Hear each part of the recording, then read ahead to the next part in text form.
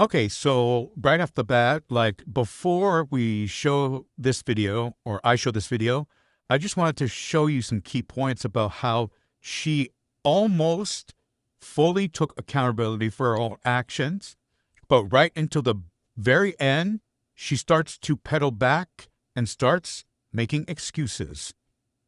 And honestly, it's just a little bit frustrating at the end, but throughout most of it, it's like, she should have just stopped there. She should have just stopped at that. I have felt like a single mother since during my pregnancy. In ways, mentally prepared myself for this based on how things were going during the relationship. A few moments later. The child's father, I would say abruptly ended the relationship and didn't give me an actual reason. I didn't ask for one. I saw that coming. What? In fact, I myself tried to end the relationship during the relationship. Oh. So it wasn't something I was upset about. I more so was upset about how I was treated afterwards. It's almost like because I didn't respond, I don't know if he wanted me to be like, oh my God, like, don't do this. I had just given birth. I was mentally, emotionally, physically exhausted. Of course. I didn't have the capacity to chase after anyone, especially someone who had caused me so much stress and turmoil anyways, that it felt more like a relief to me.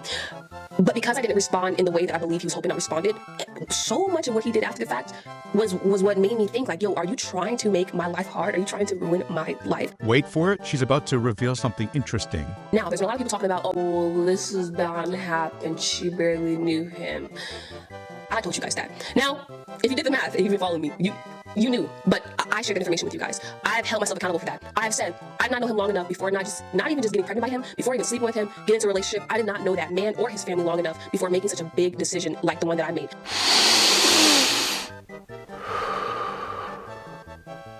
And I have beat myself up about that time and time and time again. Like, yo, like, how did you...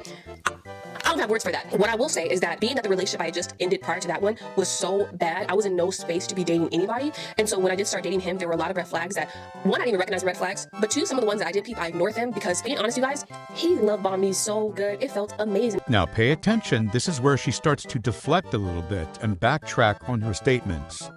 Here she starts justifying her actions a lot, so take notes.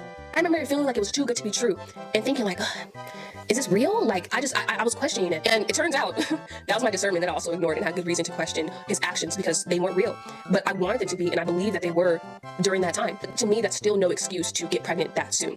However, since sharing this information, there's been many women who, if you share your story with me, thank you for trusting me with it, that have expressed to me to not fixate so much on how long I did or didn't know him, because the reality is some men change during pregnancy, after pregnancy. This could happen to anyone. So you're saying that the alternative is to just have a child with a man that you barely even know without even trying? Is that what you're trying to say? Fixating on all the negative possibilities and outcomes are not going to help you find better discernment in the future.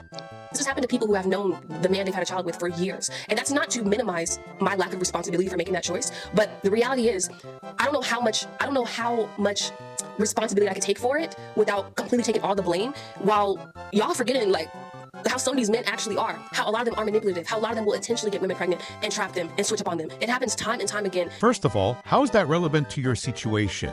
Second of all, no, it doesn't happen time and time again. More often than not, women like you tend to believe that the men that you entertain will just magically change once you try to get into a serious relationship, when the man has blatantly told you that he's not going to change, or the man is blatantly showing you that this is who he's going to be. He's not going to change for you. This is fundamentally why we tell men and women to properly vet the people that they date. Have a better sense of discernment, because you can't just change people in such big fundamental ways. You're not their therapist. Your chances of encountering a terrible partner will never be 0%. So it's better to take precaution and preventative measures than nothing. And unfortunately, because of the platform that I have, and because, that's the only thing I can think of. There's been a lot of people who, it's almost like, I've been doing this for 10 years. Sometimes it feels like there's people just waiting for me to either up or for something bad to happen to me so they can talk about it, because it happens every single time. And right now, there's people saying that I've said things, I've done things, so this is my karma. I want to let you know, if you're one of those people, I want you to look in the mirror and acknowledge what a hypocrite you are.